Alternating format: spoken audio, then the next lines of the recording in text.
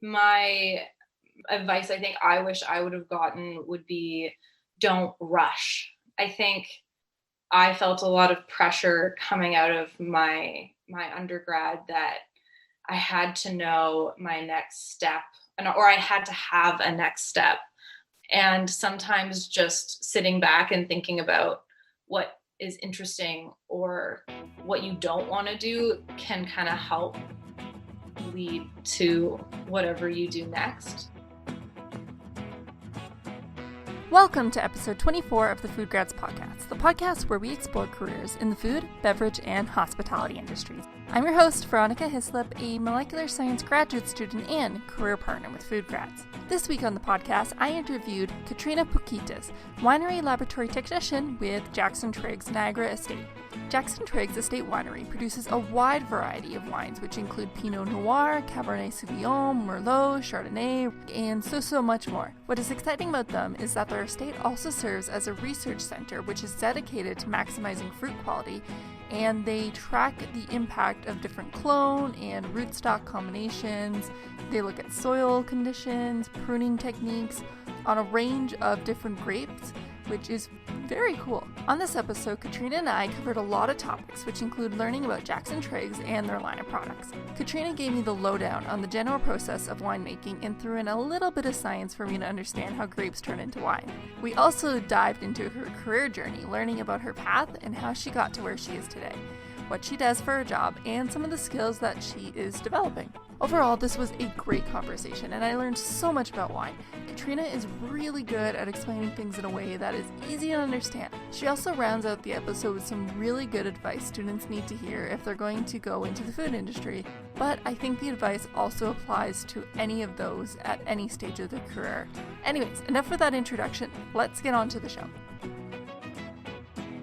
Thank you, Katrina, for coming on the show. We were just talking about before the show. I'm really excited to learn more about your role in working in the wine area. I know for a lot of people, that's kind of a dream job that they aspire to retire to. So for you to be early on in your career doing that, it's going to be cool to learn more about it. Yeah, I'm happy to share.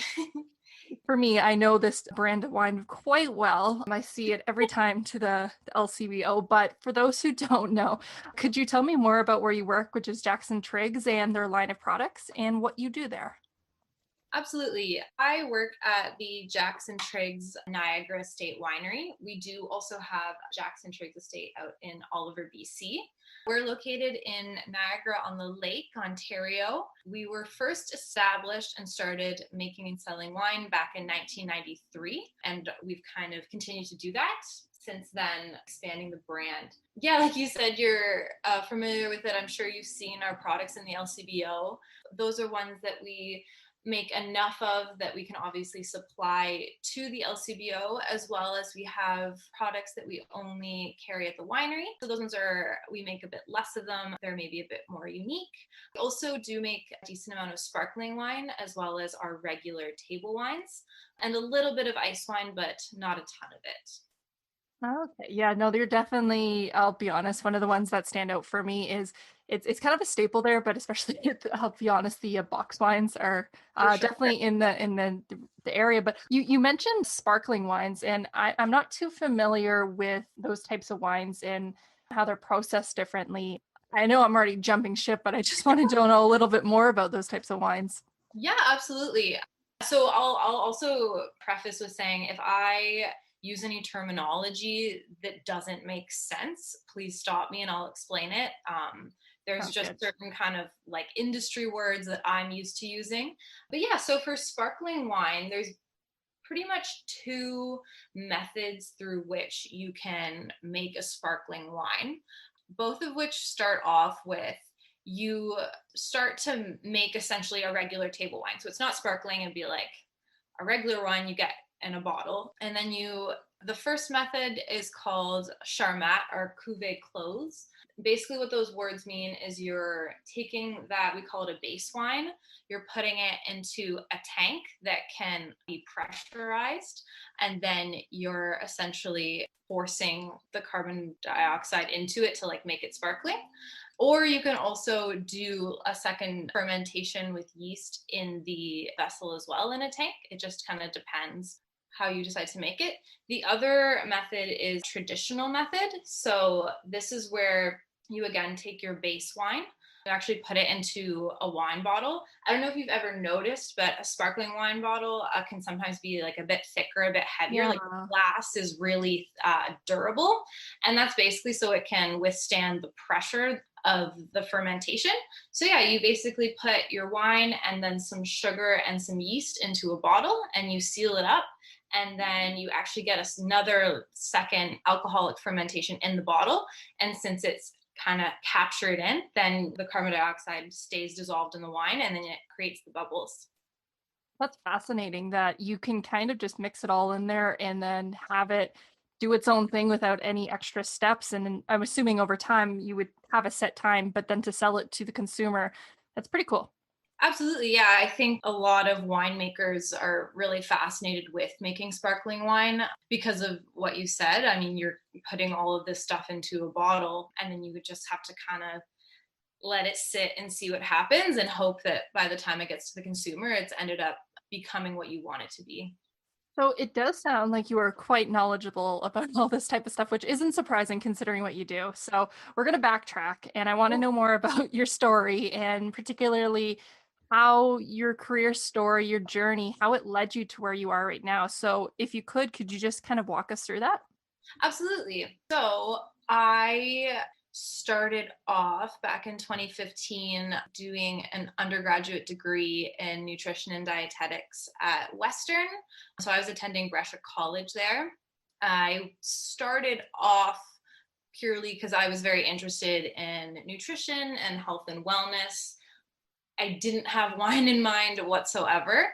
And I didn't think about it too much as I made my way through undergrad.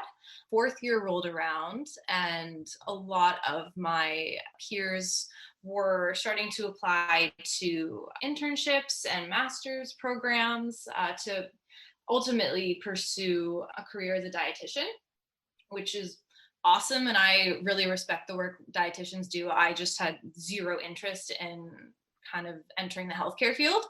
And so I was then in this position where I had to figure out what my next step was.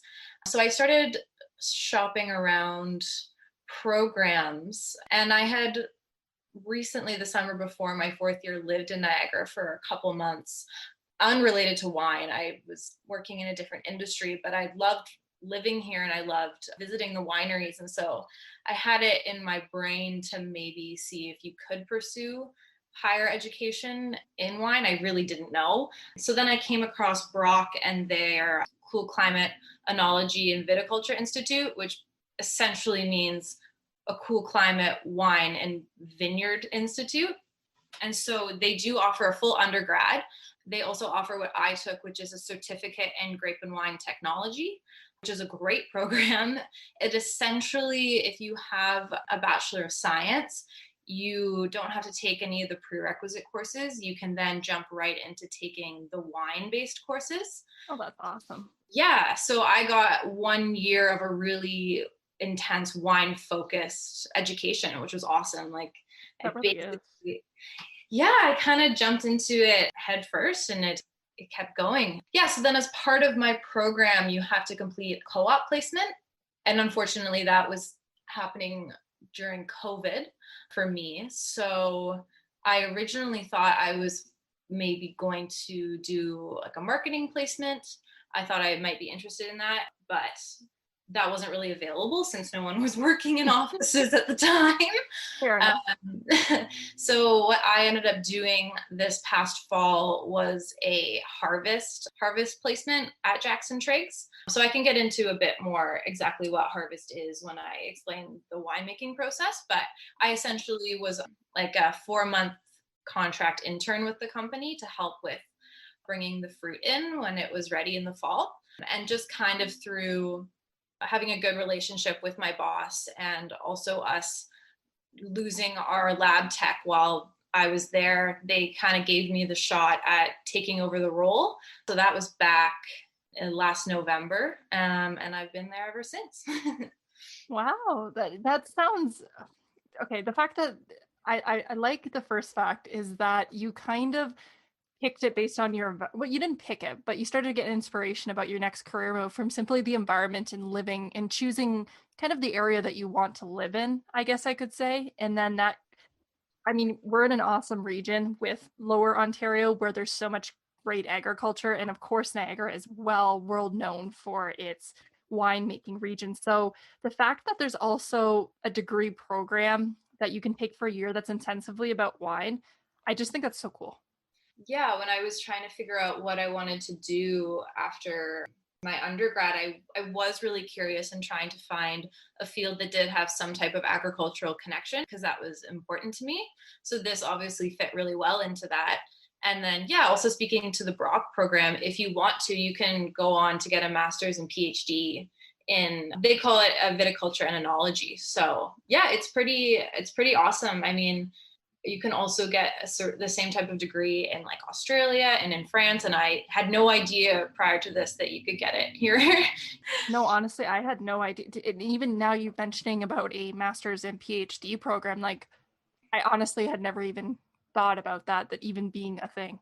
Yeah, and also Niagara College here as well offers a similar program to what I took as a 2-year college program. And it's very hands-on, like they get lots of in-person experience. So it's super cool. Like there's lots of opportunity if you're interested in the industry, which is great. For sure. And leading you now to being as a laboratory technician, what kind of tests or what do you do on a daily basis for this job so far? Yeah, so being a laboratory technician, I think it can mean different things depending on where you are, like what winery you're working at. So for myself, I'm the only person working in the lab. So it's a mixture of obviously running all of our tests, but also maintaining the lab. So day to day, I guess I kind of play a mixture of like a quality control, quality assurance role in that I have to make sure that our products obviously aren't faulted and that the consumer isn't getting a bad product, but I'm also running tests that the winemakers need. So tests that I run, it's a lot of, I guess, like almost like analytical chemistry, and I'm testing acids. So our pH, the titratable acidity of the wine, the sugar content of the wine, the alcohols. We also add sulfur to the products, which I know is on the label, and lots of people always have lots of questions about the sulfur content in wine, but it's basically there to provide microbiological and oxidative protection for the product. Okay. Yeah, so I spend a lot of time making sure that the sulfur levels are in a place that the wine is protected, because if not, then basically you can get like bad flavors or bad smells, and then it'll be hard to make a good wine out of it at the end of the day. So yeah, those are the kind of like standard tests that I run. I also have to do a lot of stability tests. So you have to make sure that a wine is heat and cold stable, that if someone throws it in the fridge or if it sits in a hot car for a day, that nothing weird's going to happen. So that's really important as well. And then sometimes the winemakers might need to make like adjustments or small additions to the wine. So we will often run a trial beforehand so that we kind of get a good idea of the best thing we can do with the wine before kind of going ahead and making an addition. So then, yeah, I also do a lot of, we call them benchtop trials. So that's kind of a screenshot. I also do quality control for our bottling. So that's a bit more looking at like labels and if there's a cork or if there's a screw cap, making sure that that's all put on properly so that, again, when that product gets to the person buying that bottle of wine, it's what they expect it's going to be. That's fascinating in terms of, again, another thing is wine is I think of wines being, you keep them at this pristine temperature and all those types of factors, but to know that the producers or the winemakers are also thinking about all these factors to make sure that it can withhold the wine is able to stay in the good quality in all these different conditions. Wow, that's a lot of forethought, I guess you could say. Yeah, it's yeah, a lot of people like to say that winemaking is the intersection of art and science because on one hand you want it to taste really good, obviously, and especially if you're making wine at a very high level, sometimes you're kind of doing something that no one else has done, but at the same time, yeah, it has to be like essentially a chemically sound product that is gonna be able to sit on a shelf till someone buys it, or yeah, like sit in someone's fridge for 3 days and nothing's gonna happen to it. So yeah, it's very interesting from that perspective. Thinking about how, thinking about the end consumer product, I really don't know much about actually even making wine. I mean, I know it's not how it is, but it's just this typical image you get is you squish some grapes and then you stick it in a bottle, which I know is definitely not how is the case. So I'd love to know a little bit more in depth, Yeah. or how your particularly Jackson-Triggs does it. That'd be pretty good to make. Yeah. Absolutely. I will do my absolute best. It is hard to explain if you haven't seen it. So I'm going to try and give like a really basic Okay, understanding of the let's do that. process.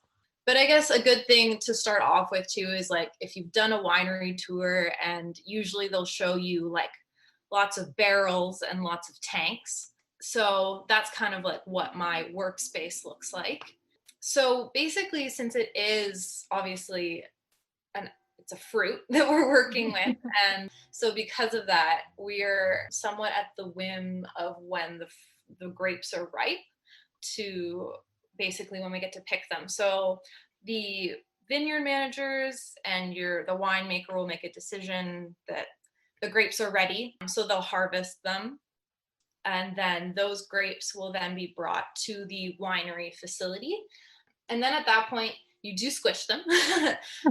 So basically, unless, I mean, there's like lots of exceptions to the rule where people will leave it as a whole cluster, but in general you're going to squish the grapes, and you're also going to take out all of like the stems and leaves and stuff, so that what you're getting is like kind of like a pulp of grape juice and grape skins, and that's all going to go into a press. And what they then do is obviously press the juice off of all of those skins. So I should also say that for white wine, you do that pressing right away, because especially if you're using green grapes, that juice is already clear. The juice doesn't have to sit with those skins for any reason. So you harvest the grapes, you press them, you get the juice, and then that will go into a white wine fermentation tank. And you don't always have to, some wineries don't, but you can add yeast to inoculate it, and then it'll go through an alcoholic fermentation. So the yeast eat up the sugar that's naturally present in the juice, and they produce ethanol and carbon dioxide, and they'll basically eat that sugar until it's gone, and then you get a wine. Essentially, the only difference in that process with red wine is that for the most part, the grapes used for red wine making have a red skin, but the juice is still clear. So the color in red wine actually comes from that juice spending time with the skins. So, yeah. So what we do a bit differently for the red wines is, again, we do, bring them to the winery and you process them. So you kind of get, again, like the skin and juice mixture, but you then will let that sit for a designated period of time. It kind of depends what the winemaker wants. Usually that fermentation will kind of start with the juice still with the skins. We let it ferment completely with the skins, and then once the fermentation's done, you press the juice off the skins, and that way you have that really, really nice red color.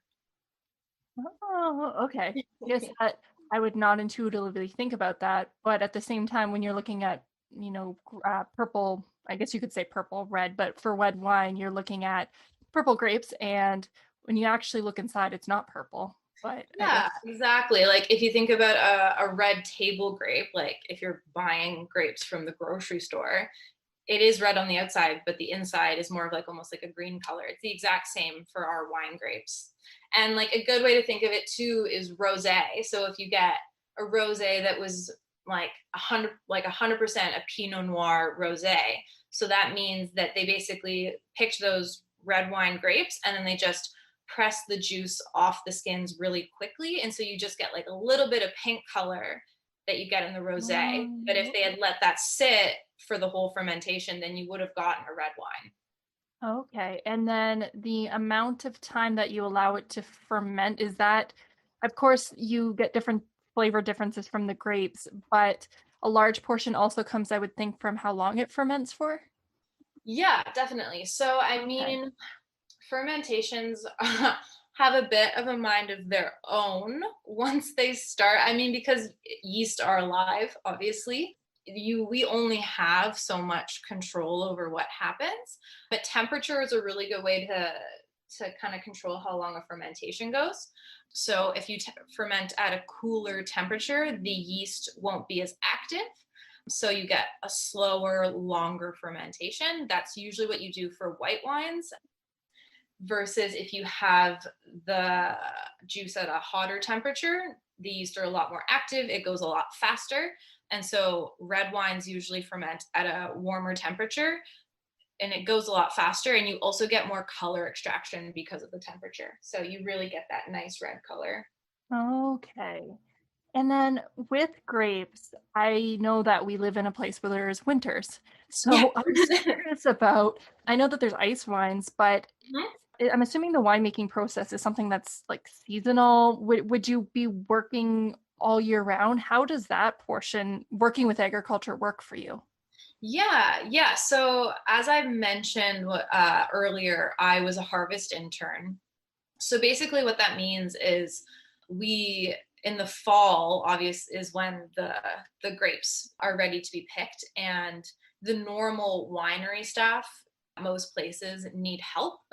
So in the fall, you bring on extra staff to help with your harvest. So that's what I did.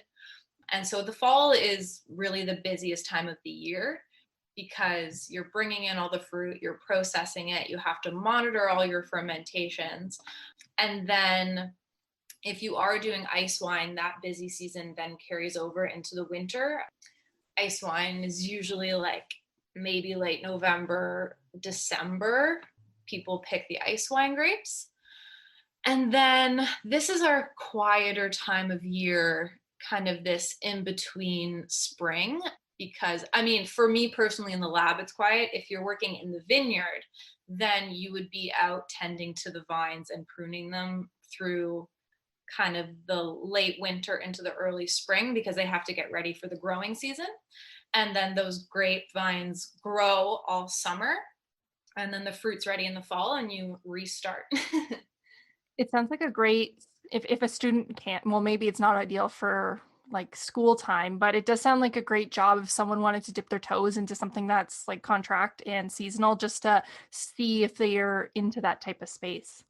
Absolutely. Yeah, people do that a lot. So it's a great way to travel as well. A lot of times people will get a harvest contract in like New Zealand and then you'll go work 4 months in New Zealand. You know that it's that 4-month period you'll be there. You get to experience working there and then it's just a taste and then you get to come back home. And same also for working, if you're working on like the winery tasting bar, it's a great kind of way to get exposure to the industry in like the summer season and you get to interact with people. And then if you like it, great. If not, then it was kind of like this short period. And when you were finding the places when you did these internships, was it through your school that you found out about it, or did you come across it on like an ad or something like that? I came across the Jackson-Triggs position just through like the hiring website, but Brock does provide help through the co-op office to get people positions. Okay. For sure. And I mean, the thing with that is too, you can work in really like any aspect of the wine industry. So, I mean, like I said, you can do marketing. Sometimes like the governing bodies will hire people. So there's like the VQA or the Grape Growers of Ontario. They'll take on co-op students. So there's lots of opportunity if you're kind of willing to look for it. That's pretty cool. Sorry, you did say VQA. I'm just not familiar with that terminology.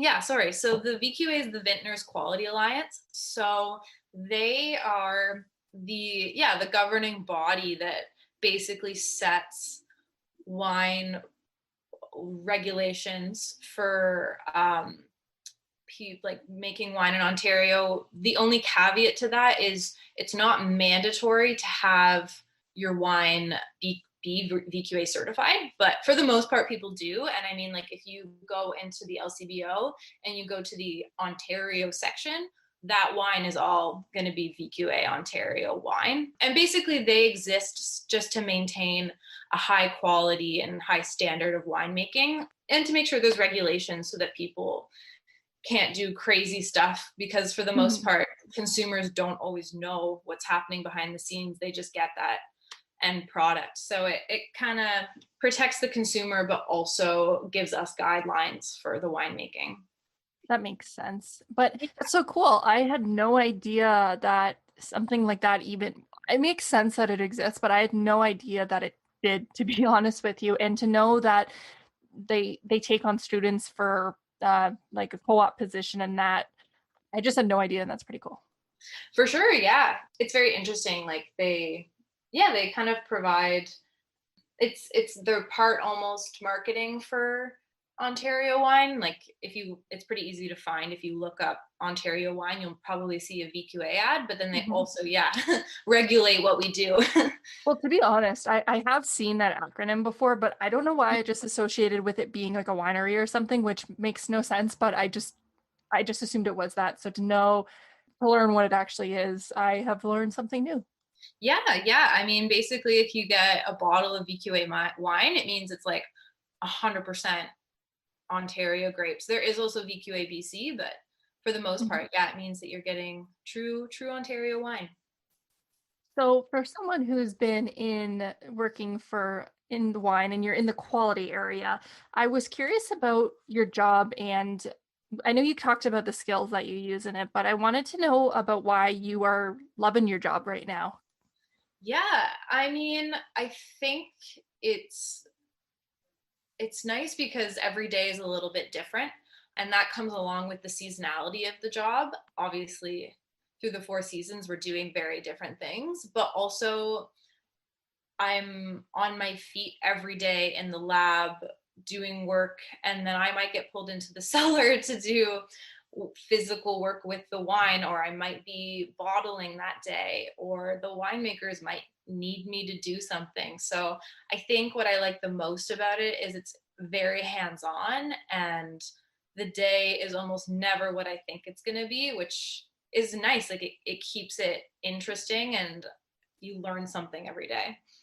I love that. And just imagining the actual atmosphere that you work in with the cellars and the different types of people, and like being able to do what you just said, be on the line, but then also doing your quality testing, that would definitely as someone who's in QC, you would definitely see all aspects of the plant. And I could just imagine how much you're learning on the day to day. Absolutely, yeah. And I mean, it is, especially in the cellar, it's hard work to make wine. And so really you end up with a group of people that are very passionate about what they're doing, which is so fun because everyone cares so much about what you're making that every day, like you said, I'm seeing a lot. And yeah, like it's great to be part of a team where everyone is willing to pull their weight. And because you're learning so many new things, I could imagine that there's always some kind of skill that you're wanting to improve on. Is there anything right now that you're wanting to develop or you currently are working on?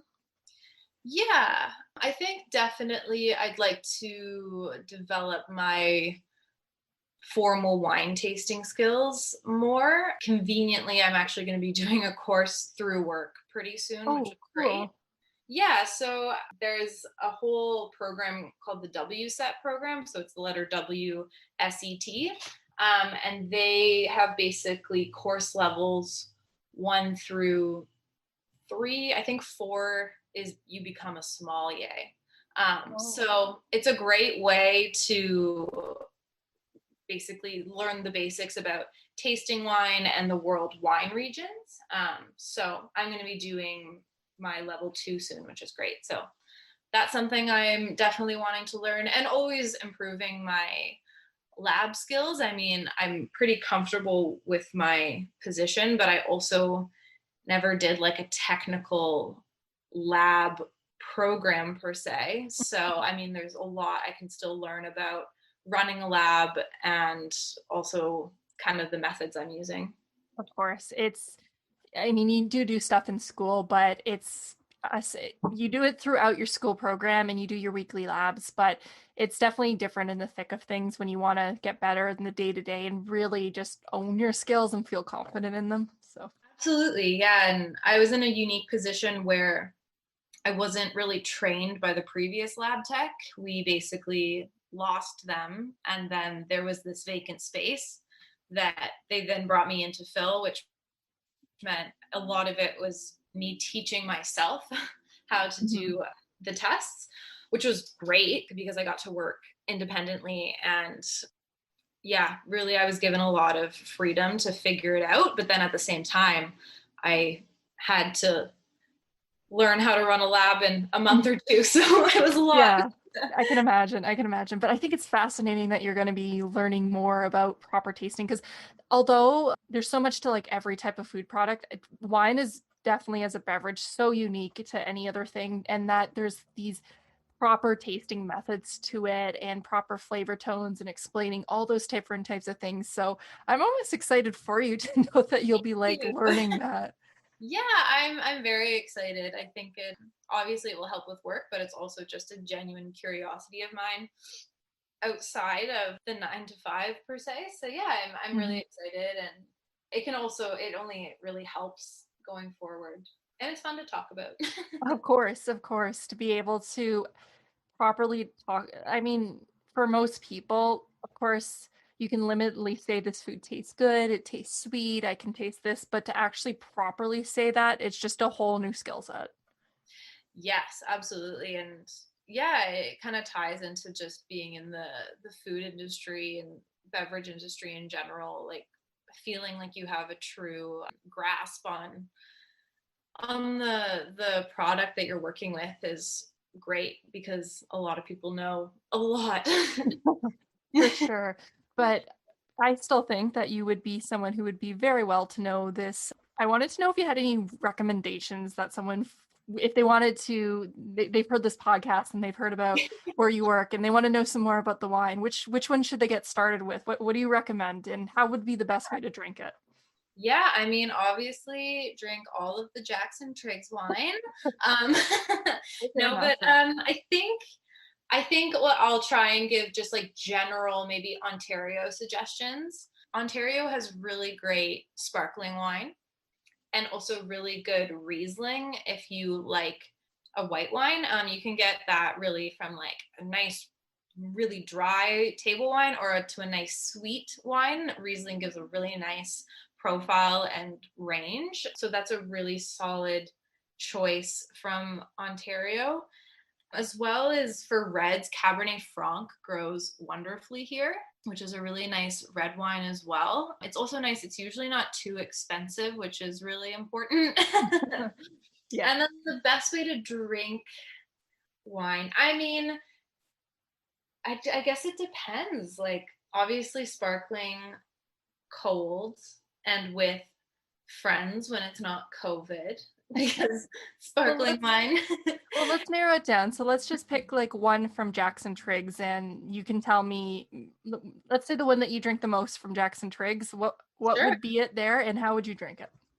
Yeah, for sure. I really like our Entourage Brut sparkling wine. So that one is a white sparkling wine.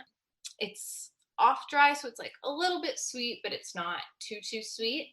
I like to have it pretty cold. So usually I'll just throw it in the fridge for like a couple hours before I want to open it. And I really like to have sparkling wine with like a cheese board. So yeah, lots of meats and cheeses and nuts, but also like fruit is really nice as well. It balances out nicely. You have a bit of sweetness, but if you get like some nice berries, the acidity balances out really nicely. What else? I also really like sparkling wine with like cheesecake. That's always Oh, a nice mixture. that's Yeah, a good idea. especially I don't think people think of that, to be honest.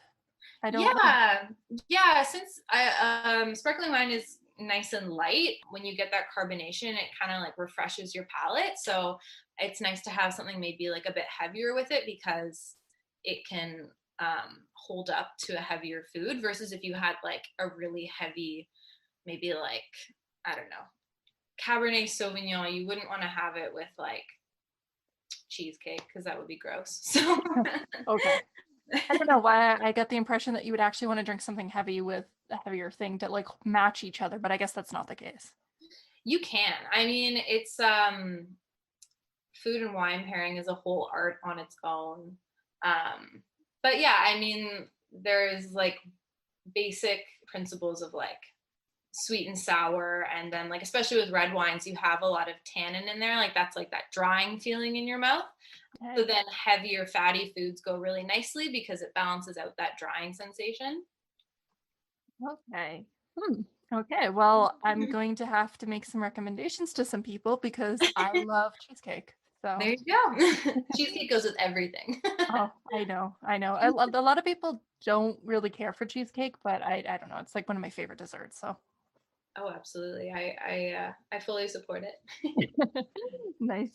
But so we are actually coming down close to the end of our chat, which I've learned so much about wine in just this short amount of time. So I'm really happy that we're sharing that with others. But with a few more questions that I wanted to ask, the first of which being, why do you think the food and beverage industry is a great place to work? It is a great place to work, I think, because there is opportunity to kind of pursue a lot of careers within the industry.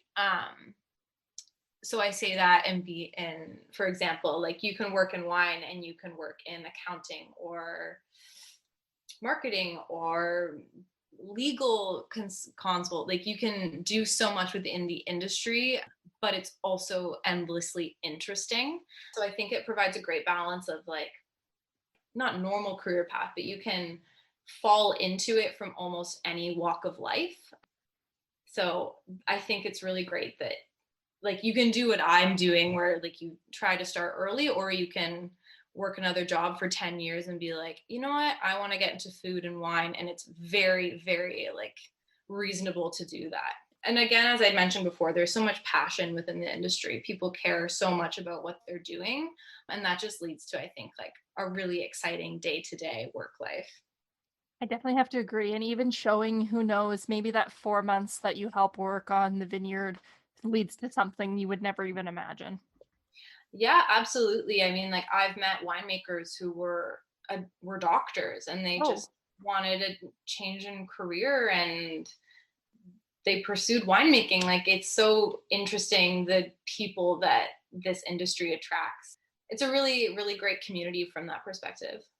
oh, I definitely have to agree. And knowing that there's some career changers in, like, again, hearing that you're earlier on in your career and you've been choosing to work in the wine industry, but I know a lot of people who are on the later years of their life, close to retirement or even in retirement, and they decide to go work in the wine industry. Yeah, absolutely. Like I think you mentioned when we first started talking that it's an industry people almost look at for retirement, or people who have money to invest in a winery, and that's after having a full career. So yeah, you get people from lots of different stages and lots of different walks of life who kind of find this industry that they're interested and passionate about, and it's like this melting pot of kind of cool people. Totally. I mean, that's how I got in contact. Like, if it wasn't for this cool industry, I wouldn't be on this podcast talking to people doing some really cool things. So, Yeah, absolutely. and because of that, I think that it would be a good time to also ask, on your end, if you could give advice to a new graduate or student who's looking to get into the field that you are, what advice would you give them? Just to clarify, wine in particular or like the food industry? I'm going to let you take where you think that your advice would be better suited. Okay. We're all good.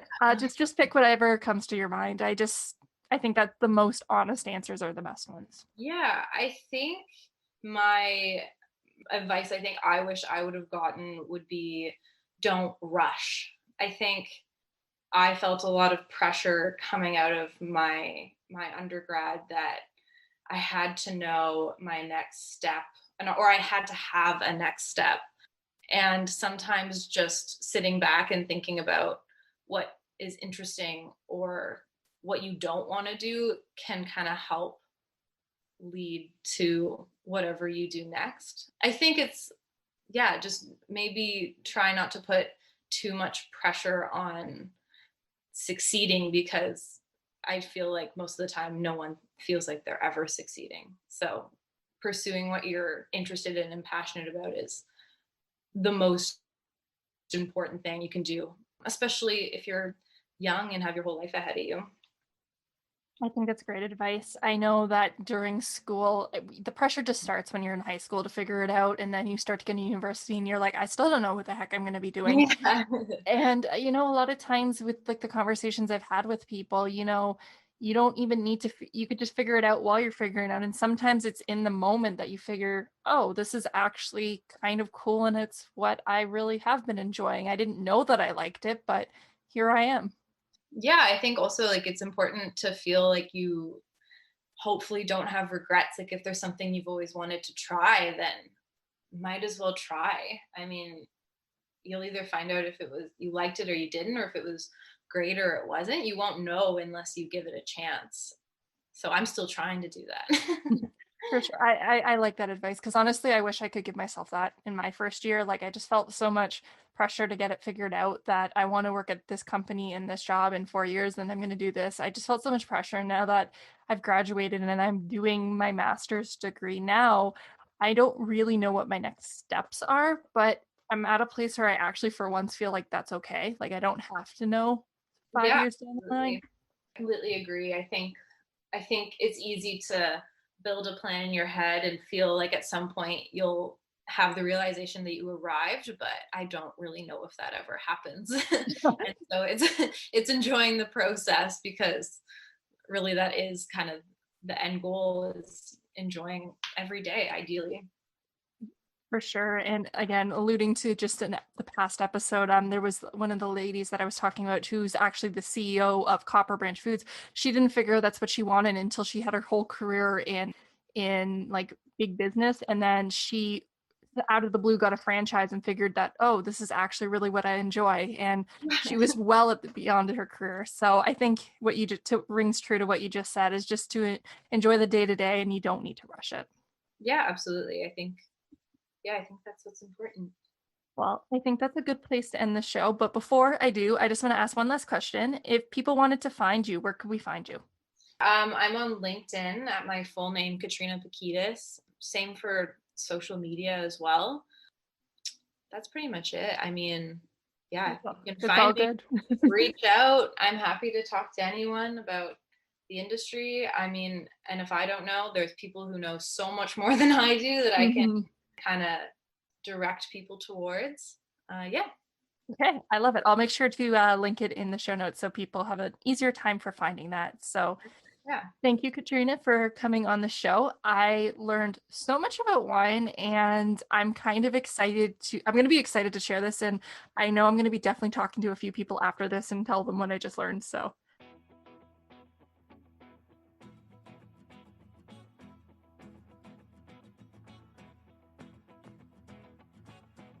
that was episode 24 of the FoodGrads Podcast. All the notes to this podcast can be found on the FoodGrads website by clicking the podcast tab on the homepage. There you can find any notes to any past or future episodes. If you enjoyed this episode, then consider leaving a review on wherever you get your podcasts. There are so many of them out there, and we would really appreciate it.